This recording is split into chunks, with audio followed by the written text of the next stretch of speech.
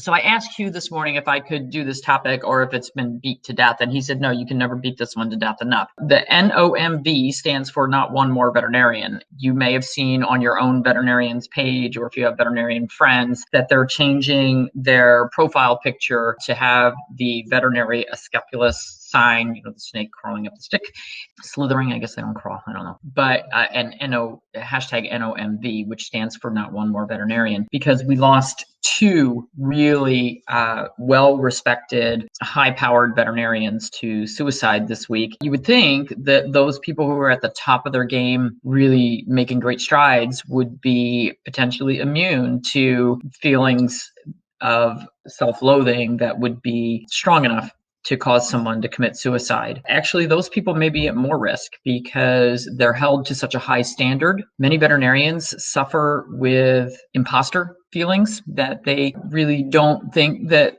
they're as smart as everyone else thinks they are. They feel like they don't know enough. You sort of have to understand the psyche of people who go into veterinary medicine. Most of us have wanted to be veterinarians since we were very small children, and our entire school career revolved around getting into veterinary school. And all we were ever told, particularly back when I went to school, I was told women couldn't get into the field. We were told that we weren't smart enough, our grades wouldn't be good enough, 1 out of 20 people that applied would get in, you won't make it, don't even try.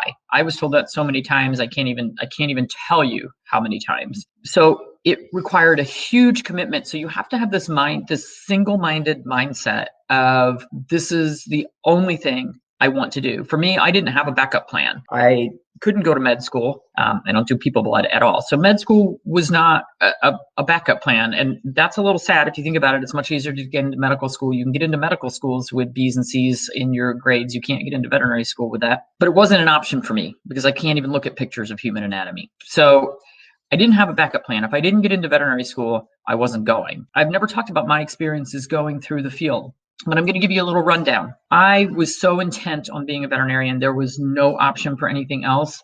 It was all I thought about, and I was class valedictorian in high school. I did my undergrad career in 3 years instead of 4 because I was so hell-bent on getting to my end goal. There were no summers off. Everything was single focus, get to vet school, get to vet school, get to vet school. When I got into veterinary school, then it was single focus, get A's, get A's, get A's. I don't know why I cared about getting A's when I was in veterinary school. I graduated in the top 10 in my class. I don't know why I cared, because you know what? The person who graduated last in our class is also practicing veterinary medicine. Actually, one of the people who's in the top 10, she quit in the first year and became a bank teller. She said, I am not doing this. This is nuts. We went to work early in our careers for employers who drove us very hard. I have to say my first employer was pretty nice. He didn't drive me very hard, but I was in practice for 2 weeks and he left for 3 weeks. Left me there by myself, new grad. I didn't know anything. It was scary. By the time I had been in practice for I only stayed in that first job for 1.5 years. And then I went to my second job, and that boss was nice on the surface, but a real hard ass and pretty much a jerk. That was the first time I'd ever been given an employment contract. I was kind of blown away by the employment contract. It was very, very strict. And I remember I was asked to go to the local college and speak, sort of as a career day type thing, but it was an auditorium full of students. And this was only 3 years into practice. So I put together a slideshow and I went in and talked about my career. At the end, the only questions I got were, if you hate it so much, why are you doing this? Well, let's see, I've put my entire life into doing this and I don't have another plan. And I didn't realize how much I hated it until I went and talked college students out of doing it. Fast forward, I became a partner in practice ownership. Again, my partner was very nice on the surface, but anytime the phone rang and he was on the other end, I would instantly do this. What am I in trouble for now? And half the time he was calling over, something totally, like what color paint do you want on the walls? But it was hard. It was hard. And then I bought him out and I thought, okay, being my own boss, this will solve the problem. Oh my gosh.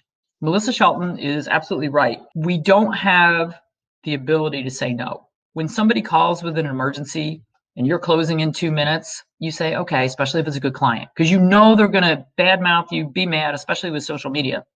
You know they're going to be really angry that you sent them to the emergency service where it's going to cost twice as much and they don't know the doctor's there. I worked in emergency medicine for 10 years. People would come in and they were angry as soon as they saw me because they were there at 2:00 in the morning on Saturday night after they'd been out partying and their animal's sick and, they're standing there talking to somebody that they don't know, getting charged a lot. it's really hard. I enjoyed the adrenaline rush, but I didn't enjoy being berated by people. It is true that 80% of the people are nice. No, probably 90% of the people are nice, but there's 10% who make your life living hell. And any of you who work in any kind of service industry, you know about those people, except that we take it home with us every single night. I missed birthday dinners, weddings. I missed anniversaries. I worked 7 days a week.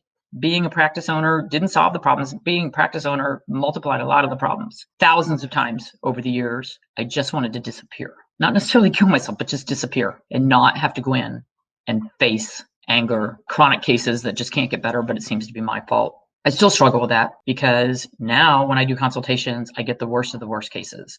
When people come to me, they're generally coming to me with, nobody else can solve my problem. You need to solve the problem. And sometimes I can't solve the problem either. Some people are very understanding of that. Other people are angry because they spent money and I couldn't solve the problem. So I talk on this page a lot about veterinary mistakes, things that are not done like we would like them to be done. That's just holding people accountable, but you need to do it in a nice way. Remember that these are people, they are overworked. They are incredibly overworked. They didn't go into this. I mean, a lot of people say, oh, they're just in it for the money. Believe me, they are not in this for the money. This is a low paid career and they come out with $250,000 in student loan debt. And then they make, they start out at $75,000 a year. That might sound like a lot if you're a minimum wage worker. But when you have $250,000 in loan debts and you want to buy a house and you need to buy a car to get to work, it's almost impossible for them to make ends meet. It's very hard. And they are overworked. Somebody blamed it on the practice owners. Well, I was the practice owner and I worked 7 days a week and I put in 12 to 15-hour days for 30 years. We've said in veterinary medicine for a lot of time, if you want a 9-to-5 job, this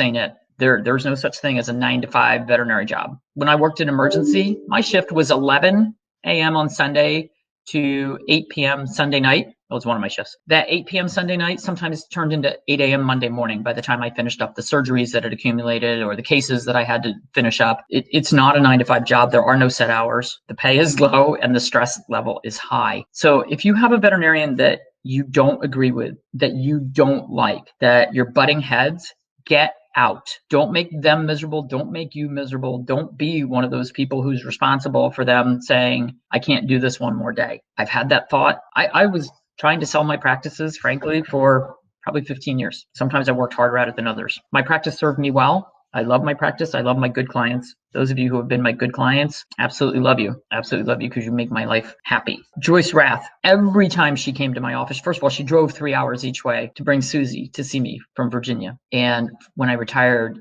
Susie was one of the patients that I felt really bad about leaving because she struggles with really bad allergies. But every time Joyce came to my office, she brought things.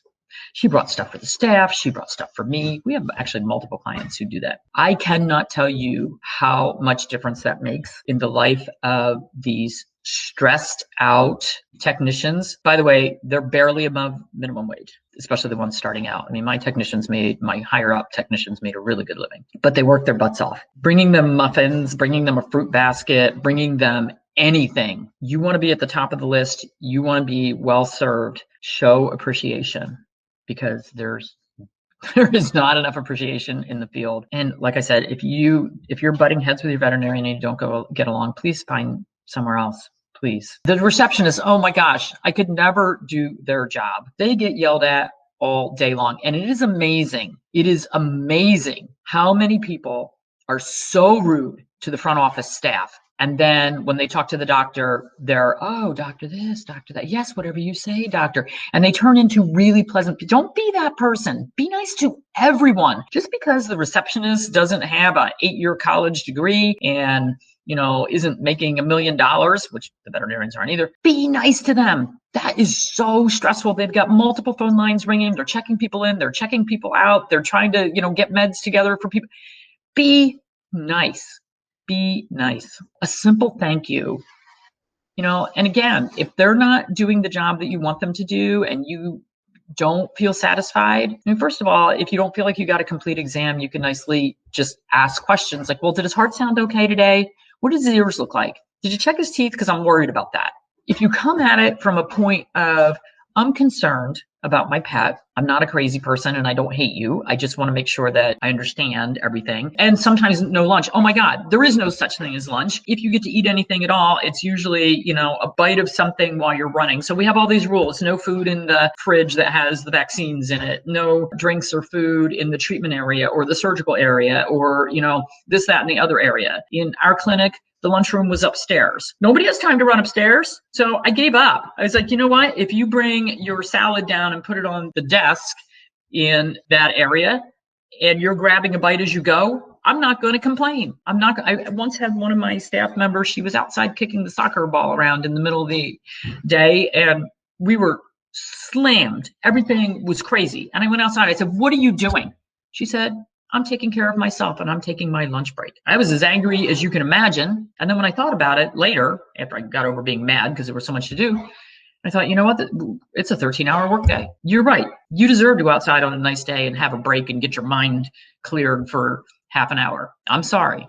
You're right. Just because I never let myself do that, which would have been a healthier way to be. So don't be that demanding person. If you need medications refilled, please call the day before. Call a couple days before. You need to pick up food, prescriptions, anything. Call ahead, say, hey, I don't need this today, but I am going to be out. I need to stop in tomorrow or the next day. Don't be that person who shows up in the middle of crazy office hours and say, well, I ran out and I need it right this second. Be considerate. It's a high stress job. The second practice I worked in, the one where I gave the talk to the students and I was so stressed, we were open from 8 to 12, closed for 2 hours for lunch because everybody lived within a couple miles of the practice. From 12 to 2, the doors were closed, the lights were off, everybody went home and had lunch. I went home and took a nap every day. And then we worked from 2 to 6. And one night a week we were open till 7, Saturday mornings. And Saturday mornings are the hardest. All of your friends and family are off. All of your friends and family are out doing family things. We're working. It is hard.